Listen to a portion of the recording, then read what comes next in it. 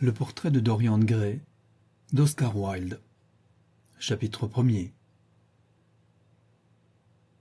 L'atelier était plein de l'odeur puissante des roses, et quand une légère brise d'été souffla parmi les arbres du jardin, il vint par la porte ouverte la senteur lourde des lilas et le parfum plus subtil des églantiers.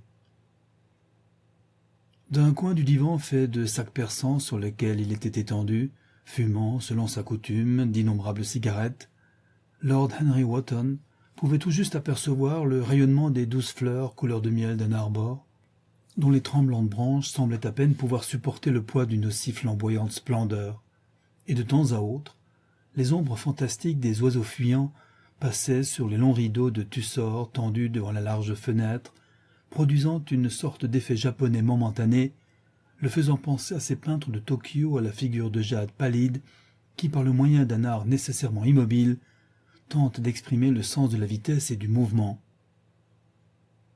Le murmure monotone des abeilles cherchant leur chemin dans les longues herbes non fauchées ou voltigeant autour des poudreuses baies dorées d'un chèvrefeuille isolé faisait plus oppressant encore ce grand calme. Le sourd grondement de Londres semblait comme la note bourdonnante d'un orgue éloigné.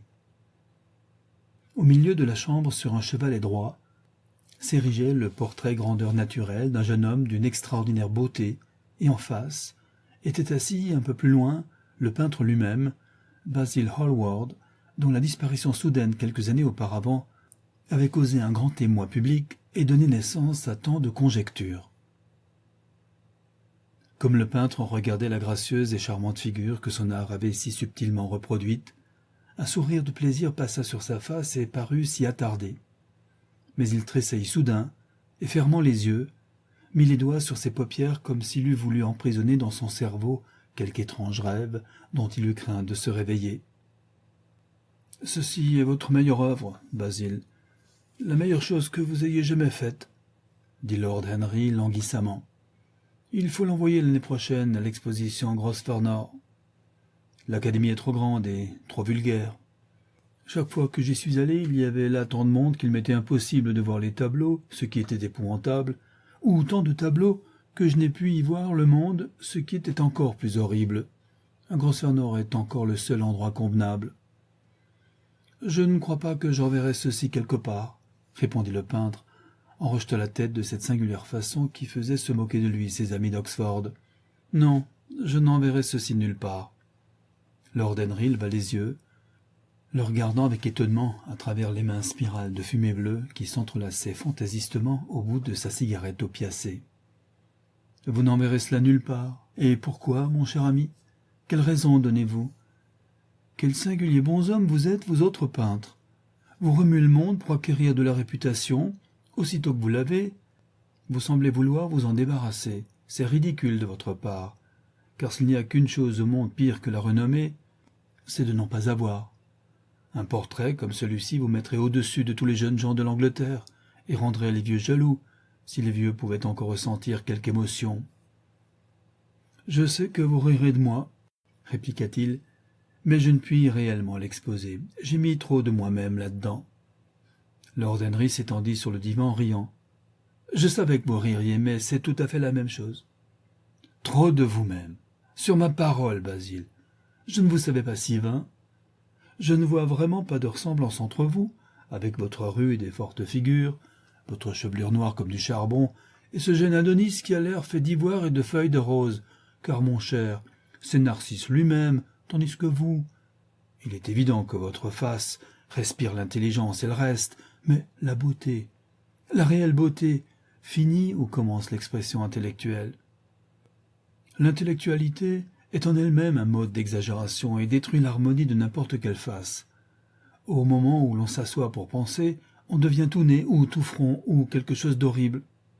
Voyez, les hommes ayant réussi dans une profession savante, combien ils sont parfaitement hideux, excepté naturellement dans l'Église. Mais dans l'Église, ils ne pensent point. Un évêque dit à l'âge de 80 ans ce qu'on lui a appris à dire à 18, et la conséquence naturelle en est qu'il a toujours l'air charmant.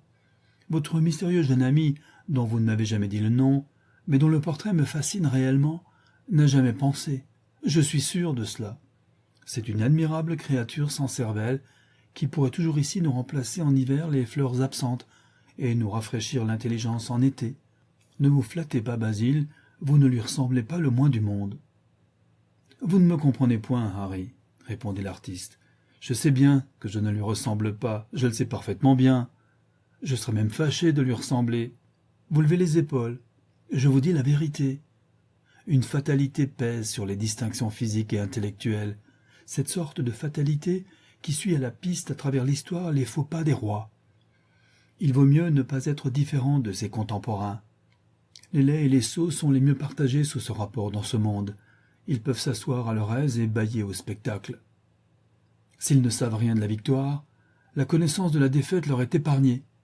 Ils vivent comme nous voudrions vivre, sans être troublés, indifférents et tranquilles. Ils n'importunent personne, ni ne sont importunés. Mais vous, avec votre rang et votre fortune, Harry, moi, avec mon cerveau tel qu'il est, mon art aussi imparfait qu'il puisse être, Dorian Gray avec sa beauté, nous souffrirons tous pour ce que les dieux nous ont donné, nous souffrirons terriblement. Dorian Gray, est-ce son nom? Demanda Lord Henry, en allant vers Basil Hallward. Oui, c'est son nom. Je n'avais pas l'intention de vous le dire. Et pourquoi? Oh, je ne puis vous l'expliquer. Quand j'aime quelqu'un intensément, je ne dis son nom à personne. C'est presque une trahison. J'ai appris à aimer le secret. Il me semble que c'est la seule chose qui puisse nous faire la vie moderne mystérieuse ou merveilleuse. La plus commune des choses nous paraît exquise si quelqu'un nous la cache. Quand je quitte cette ville, je ne dis à personne où je vais. En le faisant, je perdrai tout mon plaisir. C'est une mauvaise habitude, je l'avoue, mais en quelque sorte, elle apporte dans la vie une part de romanesque. Je suis sûr que vous devez me croire fou à m'entendre parler ainsi. Pas du tout, répondit Lord Henry. Pas du tout, mon cher Basil. Vous semblez oublier que je suis marié et que le seul charme du mariage est qu'il fait une vie de déception absolument nécessaire aux deux parties. Je ne sais jamais où est ma femme et ma femme ne sait jamais ce que je fais. Quand nous nous rencontrons, et nous nous rencontrons de temps à autre, quand nous dînons ensemble dehors ou que nous allons chez le duc, nous nous contons les plus absurdes histoires de l'air le plus sérieux du monde. Dans cet ordre d'idées, ma femme m'est supérieure. Elle ne s'est jamais embarrassée pour les dates, et je le suis toujours. Quand elle s'en rend compte, elle ne me fait point de scène. Parfois je désirerais qu'elle m'en fît, mais elle se contente de me rire au nez. Je n'aime pas cette façon de parler de votre vie conjugale, Harry, dit Basil Hallward, en allant vers la porte conduisant au jardin. Je vous crois un très bon mari honteux de ses propres vertus. Vous êtes un être vraiment extraordinaire. Vous ne dites jamais une chose morale et jamais vous ne faites une chose mauvaise. Votre cynisme est simplement une pose. Être naturel est aussi une pose, et la plus irritante que je connaisse, s'exclama en riant Lord Henry. Les deux jeunes gens s'en allèrent ensemble dans le jardin et s'assirent sur un long siège de bambou posé à l'ombre d'un buisson de laurier. Le soleil glissait sur les feuilles polies. De blanches marguerites tremblaient sur le gazon. Après un silence, Lord Henry tira sa montre.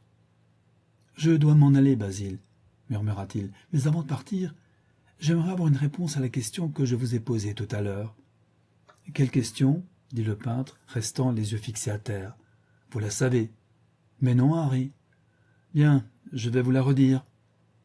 J'ai besoin que vous m'expliquiez pourquoi vous ne voulez pas exposer le portrait de Dorian Gray. Je désire en connaître la vraie raison. » Je vous l'ai dite. Non pas. Vous m'avez dit que c'était parce qu'il y avait beaucoup trop de vous-même dans ce portrait. Cela est enfantin. Harry, dit Basil Hallward, le regardant droit dans les yeux, tout portrait peint compréhensivement est un portrait de l'artiste, non du modèle. Le modèle est purement l'accident, l'occasion. Ce n'est pas lui qui est révélé par le peintre, c'est plutôt le peintre qui sur la toile colorée se révèle lui-même. La raison pour laquelle je n'exhiberai pas ce portrait consiste dans la terreur que j'ai de montrer par lui le secret de mon âme. Lord Henry se mit à rire. « Et quel est-il » ? « Je vous le dirai, » répondit Hallward, la figure assombrie. « Je suis tout oreille, Basil, » continua son compagnon. « Oh, c'est vraiment peu de chose, Harry, » repartit le peintre. « Et je crois bien que vous ne le comprendrez point. Peut-être à peine le croirez-vous ?» Lord Henry sourit. Se baissant, il cueillit dans le gazon une marguerite aux pétales roses et l'examinant. « Je suis tout à fait sûr que je comprendrai cela, » dit-il, en regardant attentivement le petit disque doré aux pétales blancs. « Et quant à croire aux choses, je les crois toutes, pourvu qu'elles soient incroyables. » Le vent détacha quelques fleurs des arbustes, et les lourdes grappes de lilas se balancèrent dans l'air languide. Une cigale stridula près du mur, et comme un fil bleu, passa une longue et mince libellule dont on entendit frémir les brunes ailes de gaz. Lord Henry restait silencieux, comme s'il avait voulu percevoir les battements du cœur de Basil Hallward, se demandant ce qui allait se passer.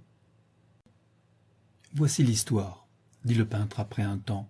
« Il y a 2 mois, j'allais en soirée chez Lady Brandon. Vous savez que nous autres, pauvres artistes, nous avons nous montré dans le monde de temps à autre, juste assez pour prouver que nous ne sommes pas des sauvages. Avec un habit et une cravate blanche, tout le monde, même un agent de change, peut en arriver à avoir la réputation d'un être civilisé. J'étais donc dans le salon depuis une dizaine de minutes, causant avec des douairières lourdement parées ou de fastidieux académiciens, quand soudain je perçus obscurément que quelqu'un m'observait. Je me tournai à demi et pour la première fois, je vis Dorian Gray. Nos yeux se rencontrèrent et je me sentis pâlir. Une singulière terreur me poignit. Je compris que j'étais en face de quelqu'un dont la simple personnalité était si fascinante que si je me laissais faire, elle m'absorberait en entier, moi, ma nature, mon âme et mon talent même. Je ne veux aucune ingérence extérieure dans mon existence. Vous savez, Harry, combien ma vie est indépendante. J'ai toujours été mon maître. Je l'avais tout au moins toujours été jusqu'au jour de ma rencontre avec Dorian Gray. Alors, mais je ne sais comment vous expliquer ceci. Quelque chose semblait me dire que ma vie allait traverser une crise terrible. J'eus l'étrange sensation que le destin me réservait d'exquises joies et des chagrins exquis. Je m'effrayais et me disposais à quitter le salon. Ce n'est pas ma conscience qui me faisait agir ainsi, il y avait une sorte de lâcheté dans mon action. Je ne vis point d'autre issue pour m'échapper. La conscience et la lâcheté sont réellement les mêmes choses, Basil. La conscience est le surnom de la fermeté, c'est tout. Je ne crois pas cela, Harry. Et je pense que vous ne le croyez pas non plus.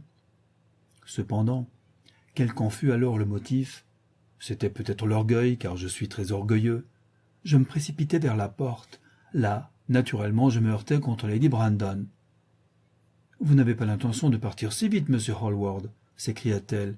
« Vous connaissez le timbre aigu de sa voix ? » ?»« Oui, elle me fait l'effet d'être un pan en toute chose, excepté en beauté, » dit Lord Henry, effeuillant la marguerite de ses longs doigts nerveux.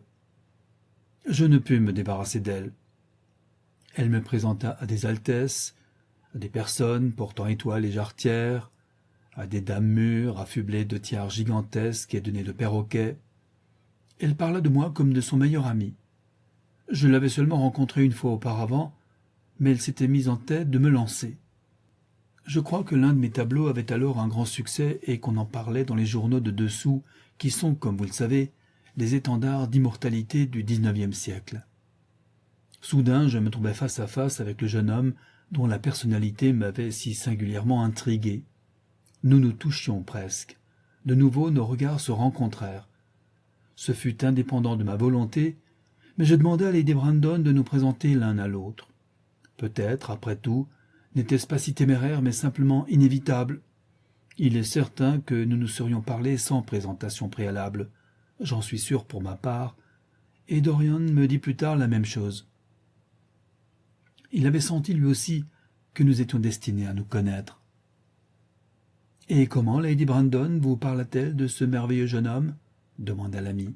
« Je sais qu'elle a la marotte de donner un précis rapide de chacun de ses invités.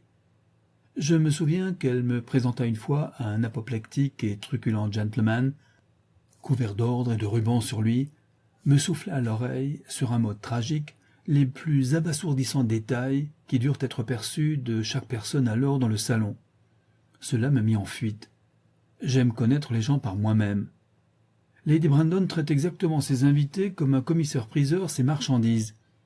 Elle explique les manies et les coutumes de chacun, mais oublie naturellement tout ce qui pourrait vous intéresser au personnage. Pauvre Lady Brandon, vous êtes dur pour elle, observa nonchalamment Hallward. Mon cher ami, elle essayait de fonder un salon, et elle ne réussit qu'à ouvrir un restaurant. Comment pourrais-je l'admirer? Mais dites-moi, que vous confia-t-elle sur M. Dorian Gray? Oh, quelque chose de très vague dans ce genre. Charmant garçon. Sa pauvre chère mère et moi étions inséparables. Tout à fait oublié ce qu'il a fait, ou plutôt, je crains, qu'il ne fasse rien. Ah si, il joue du piano. Ne serait-ce pas plutôt du violon, mon cher monsieur Gray? Nous ne pûmes tous deux nous empêcher de rire, et du coup nous devînmes amis. L'hilarité n'est pas du tout un mauvais commencement d'amitié, et c'est loin d'en être une mauvaise fin, dit le jeune lord, en cueillant une autre marguerite. Hallward secoua la tête. Vous ne pouvez comprendre, Harry, murmura-t-il, quelle sorte d'amitié ou quelle sorte de haine cela peut devenir dans ce cas particulier. Vous n'aimez personne, ou si vous le préférez, personne ne vous intéresse. Comme vous êtes injuste, s'écria Lord Henry, mettant en arrière son chapeau et regardant au ciel les petits nuages, qui, comme les floches des chevaux d'une blanche soie luisante, fuyaient dans le bleu profond de turquoise de ce ciel d'été. Oui, horriblement injuste. J'établis une grande différence entre les gens. Je choisis mes amis pour leur bonne mine, mes simples camarades pour leur caractère, et mes ennemis pour leur intelligence. Un homme ne saurait trop attacher d'importance au choix de ses ennemis. Je n'en ai point un seul qui soit un sot. Ce sont tous hommes d'une certaine puissance intellectuelle et, par conséquent, ils m'apprécient. Est-ce très vain de ma part d'agir ainsi? Je crois que c'est plutôt vain. Je pense que ça l'est aussi, Harry. Mais m'en référant à votre manière de sélection, je dois être pour vous un simple camarade. Mon bon et cher Basil, vous m'êtes mieux qu'un camarade, et moins qu'un ami, une sorte de frère, je suppose. Un frère? Je ne me moque pas mal des frères. Mon frère aîné ne veut pas mourir, et mes plus jeunes semblent vouloir l'imiter. Harry, protesta Hallward sur un ton chagrin. Mon bon, je ne suis pas tout à fait sérieux, mais je ne puis m'empêcher de détester mes parents. Je suppose que cela vient de ce que chacun de nous ne peut supporter de voir d'autres personnes ayant les mêmes défauts que soi-même. Je sympathise tout à fait avec la démocratie anglaise dans sa rage contre ce qu'elle appelle les vices du grand monde. La masse sent que l'ivrognerie, la stupidité et l'immoralité sont sa propriété, et si quelqu'un d'entre nous assume l'un de ses défauts, il paraît braconner sur ses chasses. Quand ce pauvre Southwark vint devant la cour du divorce, l'indignation de cette même masse fut absolument magnifique, et je suis parfaitement convaincu que le 10e du peuple ne vit pas comme il conviendrait. Je n'approuve pas une seule des paroles que vous venez de prononcer, et je sens, Harry, que vous ne les approuvez pas plus que moi. Lord Henry caressa sa longue barbe brune taillée en pointe, et tapotant avec sa canne d'ébène ornée de glands sa bottine de cuir fin. « Comme vous êtes bien anglais, Basil. Voici la seconde fois que vous me faites cette observation. Si l'on fait part d'une idée à un véritable Anglais, ce qui est toujours une chose téméraire, il ne cherche jamais à savoir si l'idée est bonne ou mauvaise. La seule chose à laquelle il attache quelque importance est de découvrir ce que l'on en pense soi-même. D'ailleurs, la valeur d'une idée n'a rien à voir avec la sincérité de l'homme qui l'exprime.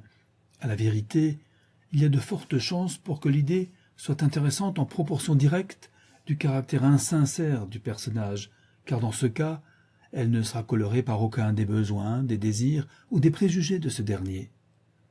Cependant, je ne me propose pas d'aborder les questions politiques, sociologiques ou métaphysiques avec vous.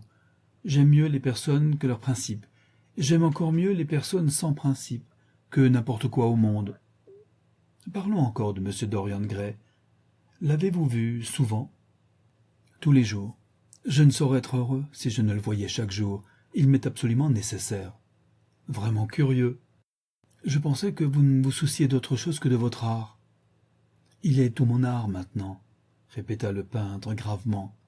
Je pense quelquefois, Harry, qu'il n'y a que 2 ères de quelque importance dans l'histoire du monde. La première est l'apparition d'un nouveau moyen d'art, et la seconde l'avènement d'une nouvelle personnalité artistique. Ce que la découverte de la peinture fut pour les Vénitiens, la phase d'Antinous pour l'art grec antique, Dorian Gray me le sera quelque jour.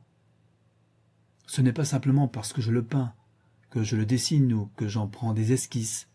J'ai fait tout cela d'abord. Il m'est beaucoup plus qu'un modèle. Cela ne veut point dire que je sois peu satisfait de ce que j'ai fait d'après lui, ou que sa beauté soit telle que l'art ne la puisse rendre.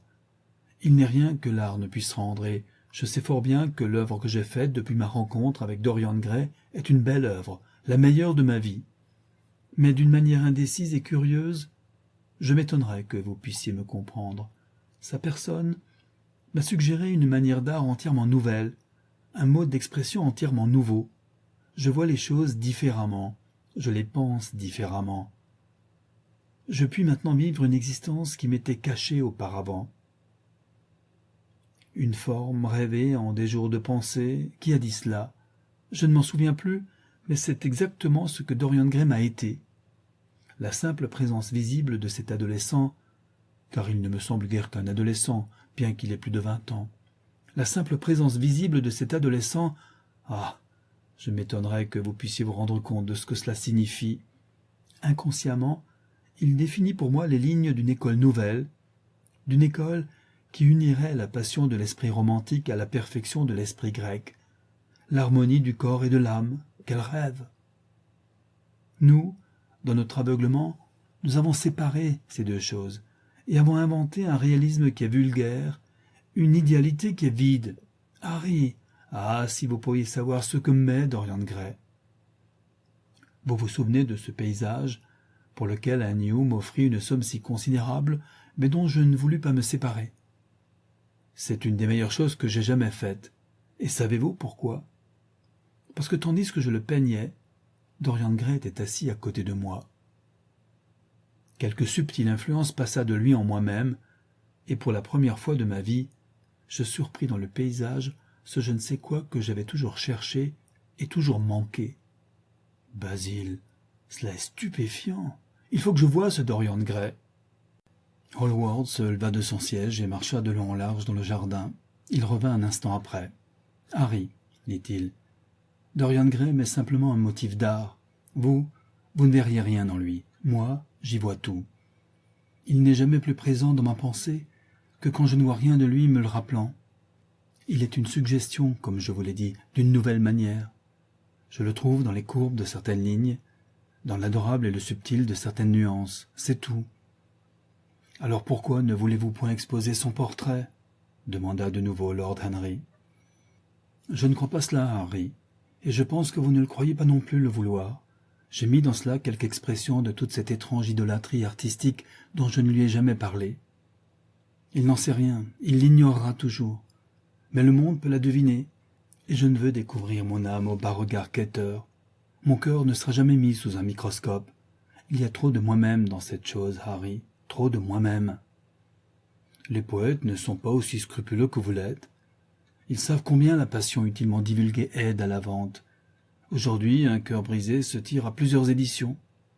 Je les hais pour cela, clama Hallward. Un artiste doit créer de belles choses, mais ne doit rien mettre de lui-même en elles. Nous vivons dans un âge où les hommes ne voient l'art que sous un aspect autobiographique. Nous avons perdu le sens abstrait de la beauté.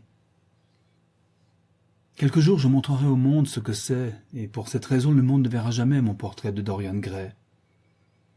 Je pense que vous avez tort, Basil, mais je ne veux pas discuter avec vous. Je ne m'occupe que de la perte intellectuelle. Dites-moi, Dorian Gray vous aime-t-il? Le peintre sembla réfléchir quelques instants. « Il m'aime, » répondit-il après une pause. « Je sais qu'il m'aime. Je le flatte beaucoup, cela se comprend. Je trouve un étrange plaisir à lui dire des choses que, certes, je serais désolé d'avoir dites. D'ordinaire, il est tout à fait charmant avec moi, et nous passons des journées dans l'atelier à parler de 1000 choses. De temps à autre, il est horriblement étourdi, et semble trouver un réel plaisir à me faire de la peine. Je sens, Harry, que j'ai donné mon âme entière à un être qui la traite comme une fleur à mettre à son habit, comme un bout de ruban pour sa vanité, comme la parure d'un jour d'été. Les jours d'été sont bien longs, souffla Lord Henry. Peut-être vous fatiguerez-vous de lui plutôt qu'il ne le voudra. C'est une triste chose à penser, mais on ne saurait douter que l'esprit dure plus longtemps que la beauté. Cela explique pourquoi nous prenons tant de peine à nous instruire. Nous avons besoin, pour la lutte effrayante de la vie, de quelque chose qui demeure, et nous nous emplissons l'esprit de ruines et de faits, dans l'espérance niaise de garder notre place. L'homme bien informé, voilà le moderne idéal. Le cerveau de cet homme bien informé est une chose étonnante. C'est comme la boutique d'un bric-à-brac, où l'on trouverait des monstres et de la poussière, et toute chose cotée au-dessus de sa réelle valeur. Je pense que vous vous fatiguerez le premier, tout de même. Quelques jours, vous regarderez votre ami et il vous semblera que ça n'est plus ça. Vous n'aimerez plus son teint ou toute autre chose. Vous le lui reprocherez au fond de vous-même et finirez par penser qu'il s'est mal conduit envers vous. Le jour suivant, vous serez parfaitement calme et indifférent. C'est regrettable, car cela vous changera. Ce que vous m'avez dit est tout à fait un roman d'art, l'appellerai-je. Et le désolant de cette manière de roman est qu'il vous laisse un souvenir peu romanesque. Harry, ne parlez pas comme cela. Aussi longtemps que Dorian Gray existera, je serai dominé par sa personnalité. Vous ne pouvez sentir de la même façon que moi, vous changez trop souvent. Eh, mon cher Basil, c'est justement à cause de cela que je sens. Ceux qui sont fidèles connaissent seulement le côté trivial de l'amour. C'est la trahison qui en connaît les tragédies. Et Lord Henry, frottant une allumette sur une jolie boîte d'argent, commença à fumer avec la placidité d'une conscience tranquille et un air satisfait, comme s'il avait défini le monde en une phrase. Un vol piaillant de passereaux s'abattit dans le vert profond des lierres. Comme une troupe d'hirondelles, l'ombre bleue des nuages passa sur le gazon. Quel charme s'émanait de ce jardin! Combien, pensait Lord Henry, étaient délicieuses les émotions des autres. Beaucoup plus délicieuses que leurs idées, lui semblait-il. Le soin de sa propre âme et les passions de ses amis, telles lui paraissaient être les choses notables de la vie. Il se représentait, en s'amusant à cette pensée, le lunch assommant que lui avait évité sa visite chez Hallward. S'il était allé chez sa tante, il eût été sûr d'y rencontrer Lord Goodbody et la conversation entière aurait roulé sur l'entretien des pauvres et la nécessité d'établir des maisons de secours modèles. Il aurait entendu chaque classe prêcher l'importance des différentes vertus dont, bien entendu, l'exercice ne s'imposait point à elle-même. Le riche aurait parlé sur la nécessité de l'épargne, et le fainéant éloquemment vaticiné sur la dignité du travail. Quel inappréciable bonheur d'avoir échappé à tout cela! Soudain, comme il pensait à sa tante, une idée lui vint. Il se tourna vers Hallward. « Mon cher ami, je me souviens. »« Vous vous souvenez de quoi, Harry ?»« Où j'entendis le nom de Dorian Gray. »« Où était-ce » demanda Hallward avec un léger froncement de sourcils. « Ne me regardez pas d'un air si furieux, Basil. C'était chez ma tante, Lady Agathe. Elle me dit qu'elle avait fait la connaissance d'un merveilleux jeune homme qui voulait bien l'accompagner dans les East End et qu'il s'appelait Dorian Gray. Je puis assurer qu'elle ne me parla jamais de lui comme d'un beau jeune homme. Les femmes ne se rendent pas un compte exact de ce que peut être un beau jeune homme, les braves femmes tout au moins. Elle me dit qu'il était très sérieux et qu'il avait un bon caractère. Je m'étais du coup représenté un individu avec des lunettes et des cheveux plats, des taches de rousseur, se dandinant sur d'énormes pieds. J'aurais aimé savoir que c'était votre ami. Je suis heureux que vous ne l'ayez point su. Et pourquoi? Je ne désire pas que vous le connaissiez. Vous ne désirez pas que je le connaisse? Non. Monsieur Dorian Gray est dans l'atelier, monsieur, dit le majordome en entrant dans le jardin. Vous allez être bien forcé de me le présenter maintenant, s'écria en riant Lord Henry. Le peintre se tourna vers le serviteur qui restait au soleil, les yeux clignotants. Dites à monsieur Gray d'attendre, Parker. Je suis à lui dans un moment. L'homme s'inclina et retourna sur ses pas. Hallward regarda Lord Henry. Dorian Gray est mon plus cher ami, dit-il. C'est une simple et belle nature. Votre tante a eu parfaitement raison de dire de lui ce que vous m'avez rapporté. Ne me le gâtez pas. N'essayez point de l'influencer. Votre influence lui serait pernicieuse. Le monde est grand et ne manque pas de gens intéressants. Ne m'enlevez pas la seule personne qui donne à mon art le charme qu'il peut posséder. Ma vie d'artiste dépend de lui. Faites attention, Harry, je vous en conjure. Il parlait à voix basse et les mots semblaient jaillir de ses lèvres malgré sa volonté. « Quelle bêtise me dites-vous » dit Lord Henry souriant, et prenant Hallward par le bras, il le conduisit presque malgré lui dans la maison.